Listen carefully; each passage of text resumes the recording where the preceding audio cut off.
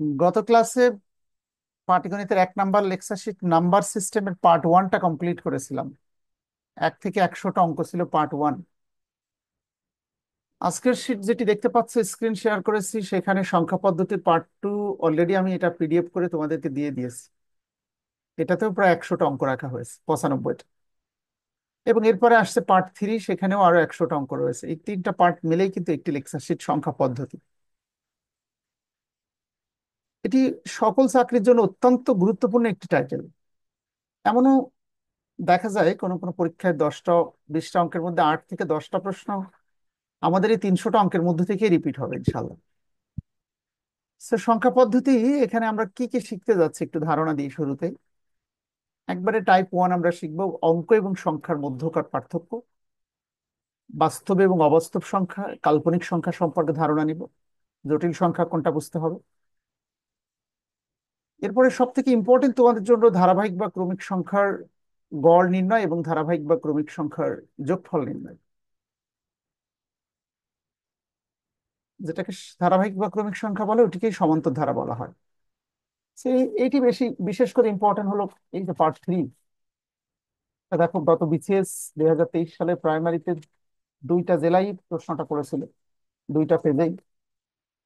36 BCS এর question আছে, 22 সালে প্রাইমারিতে পড়েছিল, 16 সালে প্রাইমারির একটি কমন প্রশ্ন। মানে এটি অত্যন্ত গুরুত্বপূর্ণ title, but very easy to calculate. যাক, তো আমার মনে হয় আমরা শুরু করি, প্রথম টপিক থেকেই শুরু করি। আমি একটু একটু বোঝাবো, বুঝতে অসুবিধা হলে প্রশ্ন রেইজ করবে। আমরা শুরুতে তোমাদের বোঝাতে যাচ্ছি অঙ্ক এবং সংখ্যার মধ্যকার পার্থক্য। ইংলিশে বলা হয় ডিজিট ভার্সেস নাম্বারস। সম্ভবত আমার মতো করে ছোটবেলায় তোমরা পড়েছো, all digit are numbers, but all numbers are not digit. এই লাইনটা কি মুখস্থ আছে তোমাদের? আই রিপিট, ডিজিট বা অঙ্ক এবং নাম্বারের মধ্যে পার্থক্য কি? আচ্ছা, অনেশ্বর কয় লিখলাম জটিল না করে, হ্যাঁ। মোহাম্মদ রিয়াজ, ম্যাথমেটিক্সে আমরা যা কিছুই লিখি না কেন, তার সবই সংখ্যা। যেমন আমার মনে হলো 2 কি একটি সংখ্যা, 0 কি একটি সংখ্যা, 100 কি একটি সংখ্যা, 10 একটি সংখ্যা। আরে ম্যাথমেটিক্সে আমরা যা কিছু লিখছি তার সবই সংখ্যা, কিন্তু সবই অঙ্ক নয়। ডিজিট কেবলমাত্র 0 থেকে 9 পর্যন্তকে ডিজিট বলা হয়। স্ক্রিনে শেয়ার করেছি, আশা করি বুঝতে পারছো। এই কারণে ম্যাথমেটিশিয়ানরা বলছে all digit are numbers, but all numbers are not digit. উদাহরণস্বরূপ, 10 কেবলই একটি সংখ্যা, তাকে কিন্তু অঙ্ক বলা যাবে না। অঙ্ক কেবলমাত্র 0 থেকে 9 পর্যন্ত। একটু লেকচার শিটটা দেখো, বাংলায় লিখে দিয়েছি সকল অঙ্ককে সংখ্যা বলা যাবে, কিন্তু সব সংখ্যাকে অঙ্ক বলা যাবে না। এবার একটি প্রশ্ন তোমরা খেয়াল করো, নিচের কোনটি ব্যতিক্রম? 4টা অপশন তোমরা দেখতে পাচ্ছ, 1, 11, 111, 1111। একটু যদি বলতে আমাকে একজন, কোনটা ব্যতিক্রম এবং কেন? একটা স্যার ব্যতিক্রম। কারণ কি? স্যার ওটা একটা অঙ্ক। প্রথমত 4টাই সংখ্যা, দ্বিতীয়ত এক একটি অঙ্কও বটে, আর বাকিগুলো সবই সংখ্যা, হ্যাঁ। তাহলে 4টি সংখ্যা হলো, এর মধ্যে এক একটি অঙ্ক, যাক এটি পারছো। এবার আসো, অঙ্ক কত প্রকার? মনে রাখবে অঙ্ক হলো 2 প্রকার, একটি সার্থক, তাহলে আরেকটি কি? আমি আবারও বলছি, অঙ্ক 2 প্রকার, এটা আমরা বলতে পারলাম। কি কি 2 প্রকার, কি কি বলো তো? একটি যদি সার্থক হয়, আর একটা কি হবে তার বিপরীত শব্দ?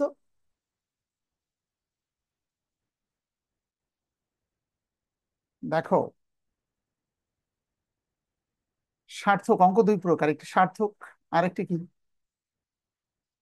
অসার্থক বলবে নাকি নিরপেক্ষ সংখ্যা বলবে?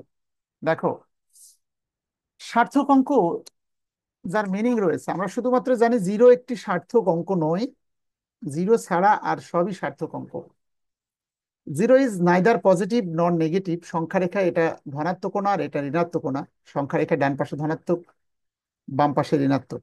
জানি তো এটা আমরা, Tanmoy? Zero is neither positive nor negative, zero ধনাত্মক না ঋণাত্মক নয়, এটি একটি নিরপেক্ষ সংখ্যা, এটিকে সার্থক অঙ্ক বলা যাবে না। তাহলে অঙ্ককে আমরা দুই ভাগেই ভাগ করেছি, সার্থক আর নিরর্থক বলো, হ্যাঁ, বা নিরপেক্ষ সংখ্যা। কাজে জিরো কোন ধরনের সংখ্যা? প্রথমত উত্তর হবে সার্থক তো নয়। যেমন 5 নম্বর কোশ্চেন আমদানি রপ্তানি অধিদপ্তরে দেখো নিচের কোনটি সার্থক অঙ্ক নয়? কোনটা উত্তর? জিরো। বুঝতে পারছো বাকিরা? সাহায্যকারী অঙ্ক বলা যায় না? সাহায্যকারী অঙ্ক বলা যায়, ধন্যবাদ। মানে অনেক নামেই ডাকা যায়, এই কারণে নামকরণ করতে এত কষ্ট হয়েছে। যাই হোক, তো সংখ্যা আসলে কি দিয়ে তৈরি? এই যে আমি মনে হলো আমি 111 লিখবো, এটা একটি সংখ্যা হবে। তাহলে এটা কি কি দিয়ে তৈরি হবে? এটা কি সংকেত দিয়ে তৈরি হবে নাকি অঙ্ক দিয়ে তৈরি হবে? স্যার অঙ্ক। অঙ্ক দিয়ে তৈরি হবে। আমার 111 লিখতে ইচ্ছা করছে, এখানে 3টে অঙ্ক আমি লিখেছি, কাজেই একটি সংখ্যা একটি অঙ্ক দিয়ে তৈরি হয়। চাকরিতে পড়েছে 4 নম্বর কোশ্চেন, সংখ্যা কি দিয়ে তৈরি? অঙ্ক দিয়ে তৈরি। কে সর্বপ্রথম শূন্যের আবিষ্কার করেন? এটা তোমরা পড়ে নিবে, ব্রহ্মগুপ্ত। তাহলে 5টা প্রশ্ন আশা করি সফলভাবে উত্তর করতে পারছি আমরা। এবার আসো বাস্তব এবং অবাস্তব সংখ্যা সম্পর্কে ধারণা দিয়ে দিচ্ছি, দেখো কোনটি বাস্তব সংখ্যা আর কোনটি অবাস্তব সংখ্যা, এটি অনেক ছাত্র কনফিউজড হয়ে যায়। বইয়ের ভাষায় সংজ্ঞাটা আমি শিটে লিখে দিয়েছিলাম। শূন্য সহ সকল মূলদ এবং অমূলদ সংখ্যাকে বাস্তব সংখ্যা বলে, এটা বইয়ের ভাষা।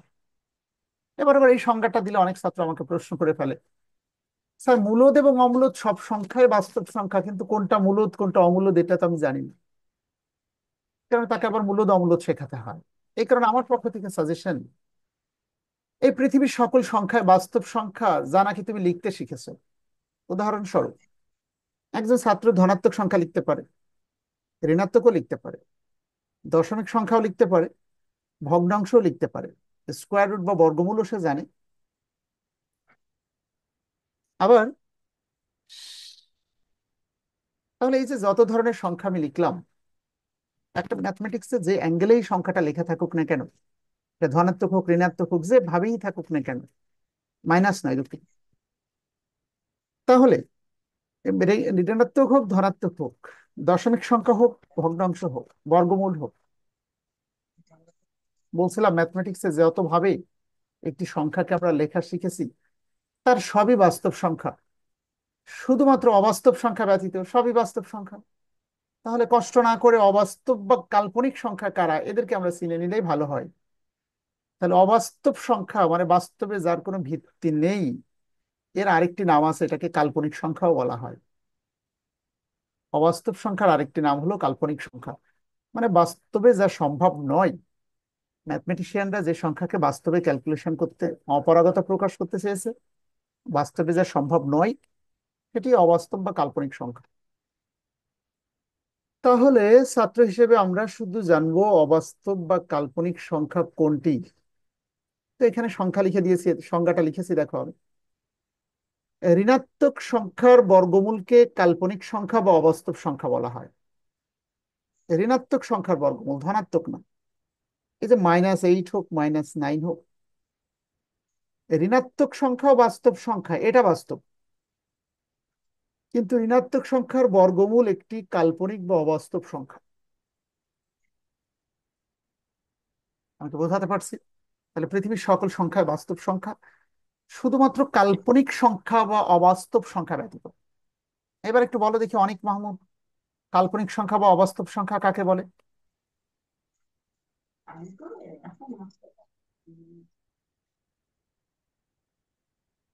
রায়হান?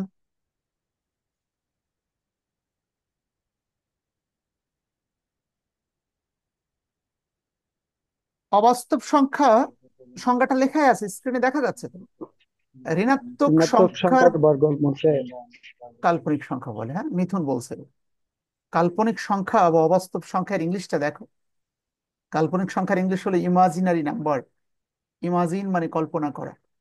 এই কারণে এই কাল্পনিক সংখ্যার সাংকেতিক রূপ হলো আই, যেখানে আমরা একটা সূত্র না মুখস্থ করলেই নয়, সূত্রগুলো ভালো করে দেখো, যেখানে I equal to square root -1, তাহলে বোঝা গেল ঋণাত্মক সংখ্যার বর্গমূল বাস্তবে সম্ভব নয়। কোনো প্রশ্নকর্তা যদি আমাকে বলে 1 টাকার বর্গমূল করে দেখাও, আমি বলবো 1 টাকা। কিন্তু আমাকে বলেছে -1 টাকার বর্গমূল করে দেখাও, আমি বললাম এটা তো অবাস্তব সংখ্যা বা কাল্পনিক সংখ্যা। এটার উত্তর হবে আই। আই মানে ইমাজিনারি নাম্বার, কাল্পনিক সংখ্যা। Calculation is not possible. আমাকে বোঝাতে পারছি সবাইকে? তাহলে আই মানে কাল্পনিক সংখ্যা, ইমাজিনারি নাম্বার, অবাস্তব সংখ্যা। যেহেতু সংখ্যায় ক্যালকুলেশন করা যাচ্ছে না, কাজে উত্তরটাকে সংখ্যায় প্রকাশ করা যাবে না, আই দ্বারা প্রকাশ করে দেখাতে হবে। নাও লুক এট দ্য ক্যালকুলেশন।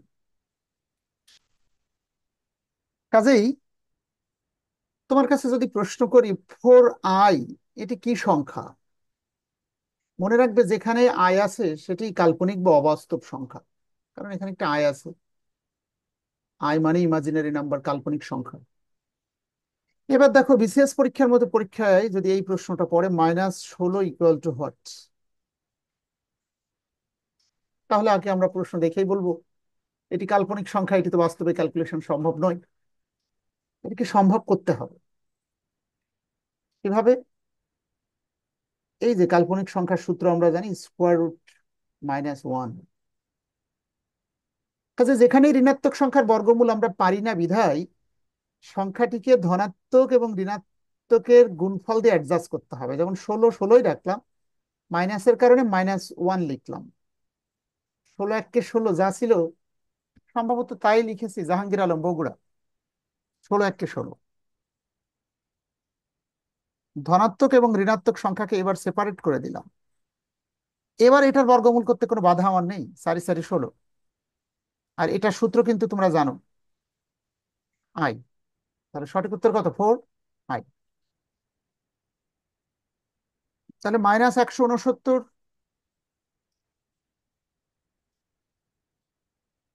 আজকের ক্লাসের সামারি, এটা একটি কাল্পনিক সংখ্যা বা অবাস্তব সংখ্যা।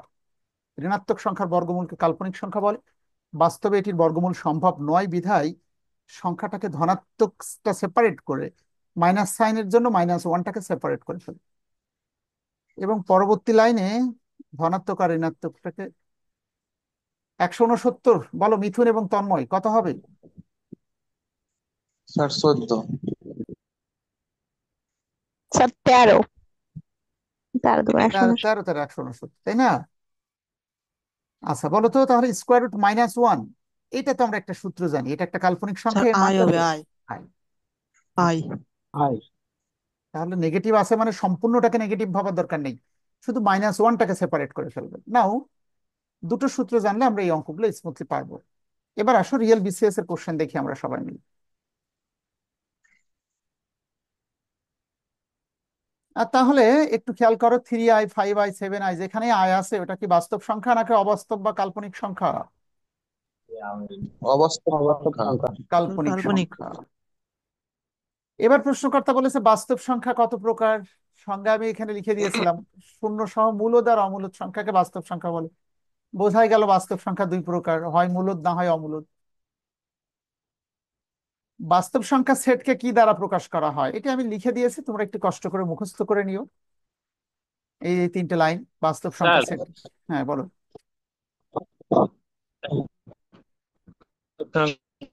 সেটকে জেড দ্বারা প্রকাশ করা হয়, কিন্তু এইখানে উত্তর দেওয়া আছে আরেকবার বলো, আরেকবার বলো লাউড। আর দ্বারা। আরেকবার বলবে, আমি মানে কোশ্চেন 7 নম্বরে উত্তরে দেওয়া আছে কোনটা হবে তোমার মনে হয় বলো তো? বাস্তব সংখ্যা জেড দ্বারা। ওই এত উপরেই তো দেওয়া আছে যে বাস্তব সংখ্যা সেট জেড দ্বারা প্রকাশ করা হয়। আচ্ছা আচ্ছা, মনে হয় একটু ভুল লেখা আছে, অনুমান করছি। বুঝতে পারছো? তুমি কি শিওর বাস্তব সংখ্যাকে জেড দ্বারা নাকি আর দ্বারা? এখানে আমার কোনো ক্রিয়েটিভিটি নাই। তবে আমি জানি বাস্তব সংখ্যার ইংলিশ হলো রিয়েল নাম্বার। তো রিয়েল নাম্বার তো আর দ্বারাই প্রকাশ হওয়ার কথা, এটা তো জেড হওয়ার কথা না। আমাকে বোঝাতে পারছি? জি স্যার। স্যার তাহলে উপরে উপরে বোধহয় আমি ভুল ডিলিট লেখা করে আছে দিয়েছি উপরে। অলরেডি, ডিলিট করে দিয়েছি অলরেডি, ঠিক আছে। তাহলে আমি এই 3টে লাইন লিখে লিখে লিখে লিখে রেখেছি ফর ইউর বেটারমেন্ট। 3টে লাইন মুখস্থ করে নিও। পূর্ণ সংখ্যাকে জেড দ্বারা, মৌলিক সংখ্যাকে পি দ্বারা, এবং বাস্তব সংখ্যাকে তো ইংলিশ রিয়েল নাম্বার স্বাভাবিকভাবে আর দ্বারা প্রকাশ করা হবে। এবার আসো বাস্তব আর সংখ্যার। দ্বারাই স্যার। বাস্তব সংখ্যার পরম মান সবসময় আমরা জানি ধনাত্মক হয়। উদাহরণস্বরূপ অ্যাবসলিউট ভ্যালু, পরম মান, এর ইংলিশ হলো অ্যাবসলিউট ভ্যালু বা মডুলাস সাইন। উদাহরণস্বরূপ মডুলাস 5 = 5। আবার মডুলাসের আগে এখানে যদি -5ও থাকে, আমরা জানি modulus sign carry both positive and negative sign, but at the end of the day, দিন শেষে উত্তরটা সবসময় positive. It carries both positive and negative sign, বা দিন শেষে উত্তরটা অলওয়েজ পজিটিভ। এই কারণে 5-এর মডুলাস সাইন বা পরমাণু 5, আবার -5-এর পরমাণু 5। বুঝতে পারছো? পরমাণু সবসময় ধনাত্মক হয়। এই কারণে আমি ব্যাখ্যা সহ লিখে দিয়েছি, দেখে নিবে এটি। বাস্তব সংখ্যার পরম মান সবসময় কেমন হয়ে থাকে? ধনাত্মক, মানে পজিটিভ হয়ে থাকে। কোনটি অবাস্তব সংখ্যা? অবাস্তব মানে কাল্পনিক। কাল্পনিকের ইংলিশ হলো আই। আই মানে ইমাজিনারি নাম্বার। এই আই, যেখানে আই আছে সেটাই কাল্পনিক সংখ্যা। ক, খ, গ সবগুলোতেই আছে, কাজে উত্তর সবগুলোই হবে। কিন্তু পরের প্রশ্নকর্তা বলেছে কোনটি বিশুদ্ধ অবাস্তব সংখ্যা নয়, বরং জটিল সংখ্যা কোনটা? তা জটিল সংখ্যা কাকে বলে একটু যদি সংজ্ঞা লিখে নিতে চাও লিখে নিতে পারো, অথবা আমি মুখে বলছি একবার শুনে নাও, রেকর্ডিংটা দেখে লিখে নেবে। জটিল সংখ্যার ডেফিনেশনটা শুনে রাখো। বাস্তব সংখ্যা প্লাস বাস্তব ও কাল্পনিক সংখ্যার সমন্বিত রূপকে জটিল সংখ্যা বলে। জটিল সংখ্যাকে এ প্লাস আই বি আকারে প্রকাশ করা হয়, যেখানে এ এবং বি বাস্তব সংখ্যা আর আই হলো কাল্পনিক সংখ্যা। আই রিপিট, তাহলে বাস্তব সংখ্যা প্লাস বাস্তব ও কাল্পনিক সংখ্যার সমন্বিত রূপকে একসাথে জটিল সংখ্যা বলে। যারা বিজনেস ম্যাথমেটিক্স পড়ে একাডেমিকে, তারা জানে যে জটিল সংখ্যাকে কি দ্বারা, একে কিভাবে প্রকাশ করা হয়? এ প্লাস আইবি আকারে প্রকাশ করা হয়, যেখানে এ একটি বাস্তব সংখ্যা, বি একটি বাস্তব সংখ্যা। উদাহরণস্বরূপ 2 একটি বাস্তব সংখ্যা, আই হলো কাল্পনিক সংখ্যা, 3 একটি বাস্তব সংখ্যা। 10 নম্বর কোশ্চেনের দিকে থাকা, তাহলে এটি জটিল সংখ্যা। আবার যদি এভাবে না লিখে রাহেন বলতো -5 প্লাস আই, এখানে -4, এটাকে কি জটিল সংখ্যা বলা যাবে? Anybody else? না স্যার, কারণ -4 কোনো বাস্তব সংখ্যা না। না স্যার, এটা তো বলা যাবে না। কেন -4 বাস্তব সংখ্যা নয়? যাবে স্যার। -5ও বাস্তব সংখ্যা। বাস্তব সংখ্যা এই পৃথিবীতে যে সংখ্যা তুমি লিখতে শিখেছো সবই বাস্তব সংখ্যা। শুধুমাত্র ঋণাত্মক সংখ্যার এই বর্গমূল যদি হয় এটাও বাস্তব। শুধু -4ও বাস্তব। 2 আর 3 যেমন বাস্তব, -5 -4ও বাস্তব সংখ্যা। কথা ছিল বাস্তব সংখ্যা প্লাস বাস্তব ও কাল্পনিক সংখ্যার সমন্বিত রূপকে জটিল সংখ্যা বলে। কাজেই মনে রাখতে হবে বাস্তব সংখ্যা থাকবে প্লাস বাস্তব ও কাল্পনিক সংখ্যার সমন্বিত রূপ। সেটি একমাত্র 10 নম্বরে জটিল সংখ্যা একটা উদাহরণ লেখা আছে, 2 + 3i। আই রিপিট, জটিল সংখ্যা কাকে বলে? বাস্তব সংখ্যা প্লাস বাস্তব ও কাল্পনিক সংখ্যার সমন্বিত রূপকে জটিল সংখ্যা বলা হয়, যাকে এ প্লাস আইবি আকারে প্রকাশ করা হয়, যেখানে এ এবং বি বাস্তব সংখ্যা আর আই হলো কাল্পনিক সংখ্যা। সো এ আর বি এটা বিভিন্ন মানে আসতে পারে, ধনাত্মক হতে পারে, ঋণাত্মক। সাপোজ এর মান বের হয়েছে -37 হতে পারে, আই বির মান বের হয়েছে +37, কোনো অসুবিধা নেই, -37 হতে পারে। এটিও জটিল সংখ্যা। তাহলে শুধু আই দ্বারা শুধু এইটুকু হলো অবাস্তব, আর বাস্তব প্লাস কাল্পনিক ও অবাস্তবকে একসাথে বলা হবে জটিল সংখ্যা। আশা করি এটা নিয়ে গবেষণায় না যেয়ে আমি সরাসরি 11 এবং 12, 41 এবং 44 বিসিএস এর 2টা প্রশ্ন সলভ করে দিচ্ছি।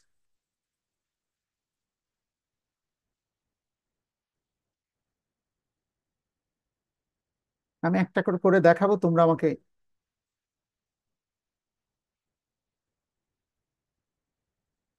এটি পরীক্ষার হলে বসে আমাদের অনেক ছাত্র, যদি এটা ধনাত্মক না ঋণাত্মক না হয়ে ধনাত্মক হয়, তাহলে আমরা আমাদের ছাত্রদের শেখায় বর্গমূল এটার উপরেও আছে এটার উপরেও আছে, তুমি একবারে লিখে নিতে পারো 8 × 2। কাজে 8 2 × 16 তুমি একবারে লিখতে পারো, 4 4 16। কাজে ধনাত্মক যদি হতো তাহলে তুমি নিঃসন্দেহে বারবার বর্গমূল সাইন ইউজ না করে একটার মধ্যে দুটোকেই পুটিং করে নিতে পারতে। কিন্তু আমাদের ছাত্র কি করেছে শোনো, সে আবার এই ঋণাত্মকটাকে পরীক্ষার হলে বসে মাইনাসে মাইনাসে প্লাস, 8 2 × 16, 4 4 16 উত্তর করে চলে এসেছে। সে ভুলে গেছে যে ঋণাত্মক সংখ্যার বর্গমূল এটি বাস্তব নয়, এটি একটি অবাস্তব সংখ্যা। এই অবাস্তব সংখ্যার বর্গমূল আমরা করতে পারি না। এটা থাকলে এখানে আয় আসতে হবে। কোনটা আসবে? আয়।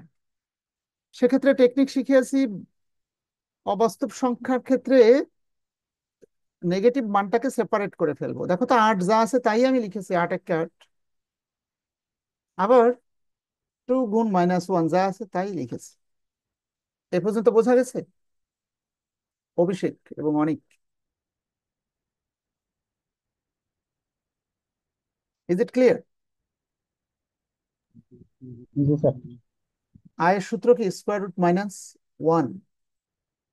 এবার একটু বলো, 8 আর 2 তো ধনাত্মক সংখ্যা। এবার কি এদেরকে তো আলাদা করে লিখতে আর কোনো অসুবিধা নেই। 8 2 × 16, 8 আর 2 ধনাত্মকটাকে আলাদা গুণ করে নিতে পারবে, একটা স্কোয়ার রুটের মধ্যে আনলাম, এটাতে কোনো প্রবলেম নেই। তাহলে বাকি আছে আমার হাতে এখনো -1, এখানে একটা আছে আর এখানে একবার আছে, দেখো -1। তো 4 4 16 গুণ এই যে √-1, একবার আর একবার, দুইবার, একবার আর একবার, কয়বার? দুইবার। সো 4 গুণ, এটার সাথে এটা কেটে গেলে আমরা জানি কেটে যায়, -1 থেকে যাচ্ছে, 4 1 × 4, -4 উত্তর। এটা একটা ক্যালকুলেশন। আমি আর এক নিয়ম দেখাচ্ছি।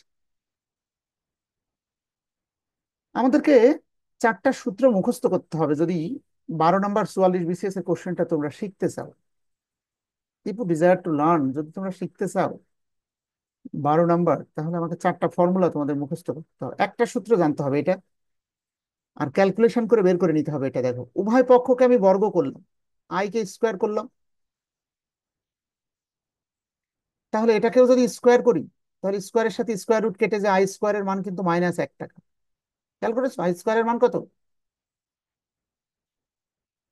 এটাকে বুঝতে পারছো নাকি আমি ক্যালকুলেশন করে দেখাবো? এখানে একটু দেখো, আই সমান সমান √-1। আমরা বললাম উভয় পক্ষকে বর্গ করো, উভয় পক্ষকে বর্গ করলে এ পাশে পেয়ে গেলাম আই স্কোয়ার আর এখানে পেয়ে গেলাম -1। এই কারণে আই স্কোয়ারের সূত্র হলো -1। একইভাবে উভয় পক্ষকে কিউব করো, কিউব করলে আই স্কোয়ারের মান -1, আর তার সাথে একটা √-1 এর কারণে আই থেকে যাবে -i। এটা কিভাবে হয় দেখাবো নাকি? বুঝতে পারছো নাকি?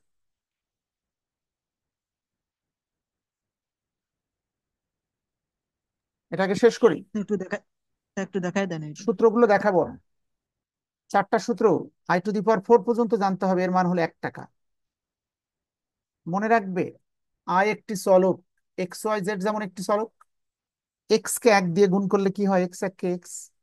কাজে আই কে 1 দিয়ে গুণ করলেও কিন্তু, আই কে 1 দিয়ে গুণ করলে কিন্তু আই আই হবে, কারণ এক্স যেমন একটি চলক, আয়ও কিন্তু একটি চলক। এবার দেখো, এই অঙ্কটা তোমরা এভাবেও ক্যালকুলেশন করতে পারতে। 4 4 16, এটার সূত্র তো তুমি জানো আই, এটা জানো আই, তাহলে উত্তর হলো 4 I²। আবার তুমি এখানে লেখা আছে আই স্কোয়ারের মান কত? -1 টাকা, -4। তারপরে এখান থেকে দুইভাবে ক্যালকুলেশন করা যায়। আমি আরো দু একটা অঙ্ক করাচ্ছি, ওয়েট ফর এ হোয়াইল, এবং সূত্রগুলো দেখাচ্ছে কোথা থেকে আসলো, কারণ আমি মুখস্থ করে রাখি নাই। আমরা শুধু একটা অরিজিনাল ফর্মুলা জানবো আর বাকিগুলো ক্যালকুলেশন করে বের করবো। তবে তার আগে তোমরা আমাকে একটু করে দেখাও দুই একটা দেখি।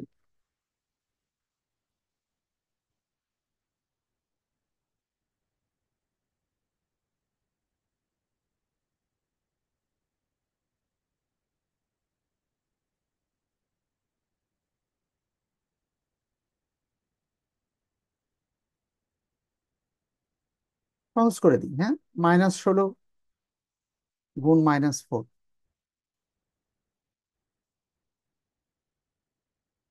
বলো এটা কিভাবে করবো, একজন আমাকে হেল্প করবে? আমি ধরে নিবো তাহলে সবাই এটা বুঝতে পারছে।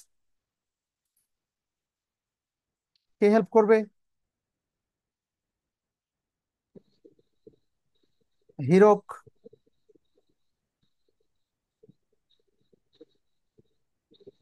এবং তমা, তোমরা দুইজনের মধ্যে আমাকে একটু বলো তো দেখি, এটা আমি কি করবো? এই যে ঋণাত্মক সংখ্যার বর্গমূল, এটা তো বাস্তবে সম্ভব নয়, তাহলে সংখ্যাটা কি? শুধুমাত্র অরিজিনাল যে সূত্র, অবাস্তব সংখ্যা। হ্যাঁ, যেটাকে 16কে আগে সেপারেট করে ফেলবো, স্যার মাইনাস হ্যাঁ, মাইনাস ওয়ান তারপরেও দিতে হবে মাইনাসের জন্য মাইনাস ওয়ান, অন। এটা একইভাবে কি করবো? আবার গুণ, ওই ফোরও সেভাবে, 4 গুণ মাইনাস হ্যাঁ, অন। এবার 16 আর 4 তো ধনাত্মক, 4 16 কত হয়? হুম, আচ্ছা আচ্ছা, 4 16 64। 64। আর বাকি থাকে আমার হাতে, এখানে -1 আছে একটা, মাইনাস অন আর এখানে আর -1। Minus on. 64 বর্গমূল পারো? 8 8 64। 64। এটা কি তুমি, যদি ইচ্ছা তোমার যদি মনে হয় যে স্কোয়ার রুট -1 একবার আর একবার দুইবার আছে, 2 বার হোল স্কয়ার। হোল স্কোয়ার একবার লিখে হোল স্কোয়ার করে দিলে দুইবার হয়ে গেল, হ্যাঁ, ওটাও করা যায় আবার। হুম। এটা সূত্র তো তুমি জানো, এটা সূত্র কি আই, আর এটা জি সূত্র কি স্যার। আই। আই গুণ আই। 8i square. 8 দিয়ে এই আই স্কোয়ারের স্কয়ার, মানটা আই কত? স্কয়ারের মান আছে মাইনাস অন। -1, তাহলে -8 হতো। So this is the way hmm. How to calculate অবাস্তব সংখ্যা বা কাল্পনিক সংখ্যার ক্যালকুলেশন, বিসিএস এর স্টাইলে আমি দেখালাম। সো যেভাবেই থাকুক, দিস ইজ দ্য স্টাইল। এখন এই যে 4টা ফর্মুলা তন্ময় বলছে আরেকবার দেখাতে, সূত্রটা আরেকবার দেখিয়ে আমি 12 নম্বর কোশ্চেন সলভ করে দিচ্ছি।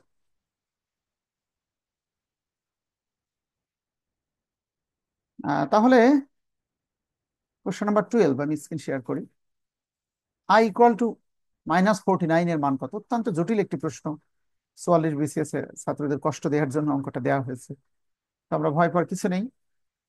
অবশ্যই আহ, 4টা মান আমাদের জানতে হবে। 1 নম্বরটা দেখো একটু, যেখানে দেখা যায় আই সমান সমান, একটাই সূত্র আমরা জানি, অবাস্তব সংখ্যা i = √-1। এই আই কে যদি স্কোয়ার করা হয় তাহলে শুধু -1 হয়ে যায়।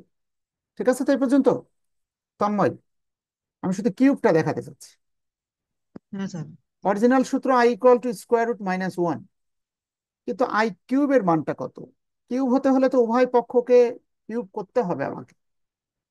করলাম, ক্যালকুলেশনটা দেখো। -1 থ্রি টাইমস, কিউব মানে ঘন বা 3 বার। তো 3 বার আমি মনে হলো যে এভাবে 2 বার লিখি আর একবার পাশে রেখে দিই। মোট কয়বার লিখলাম? 3 বার। তিনবার। -1 স্কোয়ার মানে 2 বার আর একবার 3। স্কোয়ারের সাথে স্কোয়ার রুট কেটে, যে এখানে -1 টাকা। আর এটা সূত্র কিন্তু তুমি ওয়ান। জানো, এটা শুধু একবার মানে কিন্তু আই। আই কিন্তু এক্স এর হ্যাঁ। মতো একটা চলক।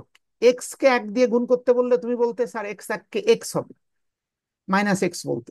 একইভাবে আই কে 1 দিয়ে গুণ করতে বললে আই 1 কে আই, কিন্তু -i। Minus I. একইভাবে i⁴ এই 4টা মান জানতে হবে। 4 মানে উভয় পক্ষকে,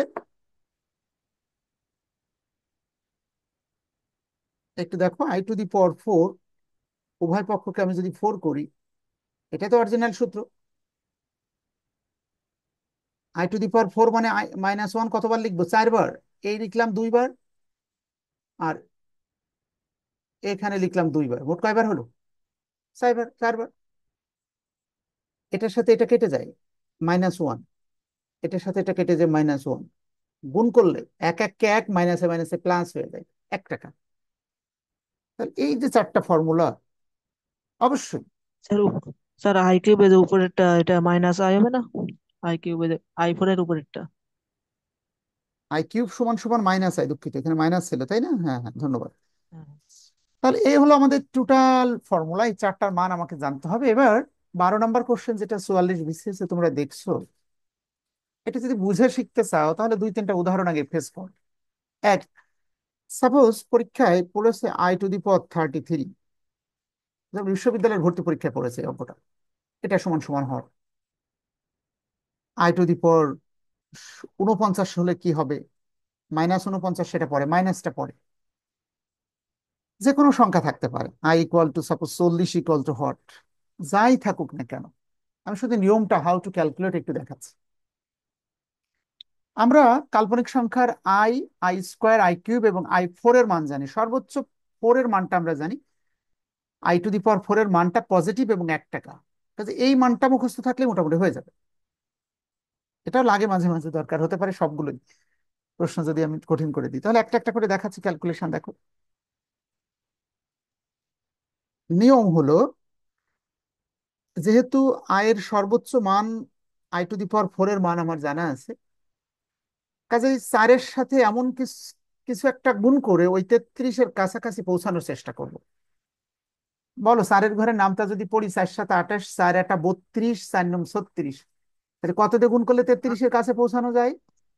স্যার 8। পাশাপাশি গুণ, একদম পাশে রেখেছে।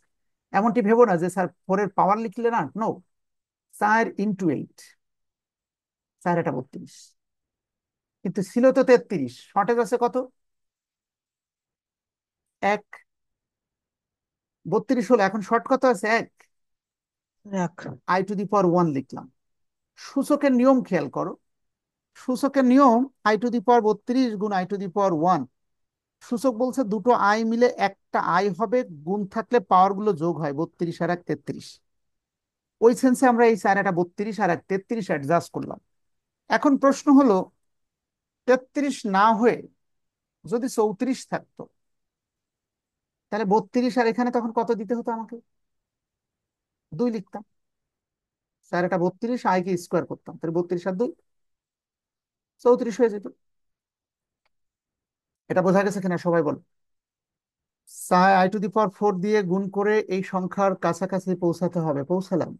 4-8 32, 1 শর্টেজ ছিল তাই i⁴ লিখেছি, 2 শর্টেজ হলে i⁴ লিখতাম, 3 শর্টেজ হলে i⁴ লিখতাম, 4 কখনো শর্টেজ হবে না কারণ 4 দিয়ে গুণ করে যাচ্ছি তো। এবার খেয়াল করো, i⁴ এর মান কত টাকা? 1 টাকা। 1 টাকা স্যার। এই 1 যদি এক আমি টাকা 8 বার গুণ করি, আর i⁴ মানে আই, 1 যদি 8 বার গুণ করি 1 টাকাই হবে, থাকছে আই। আই কে 1 দিয়ে গুণ করলে i1 কে আই, তাহলে এটার উত্তর হয়েছে অনলি আই। আমি আরো একটা দেখাচ্ছি তারপরে।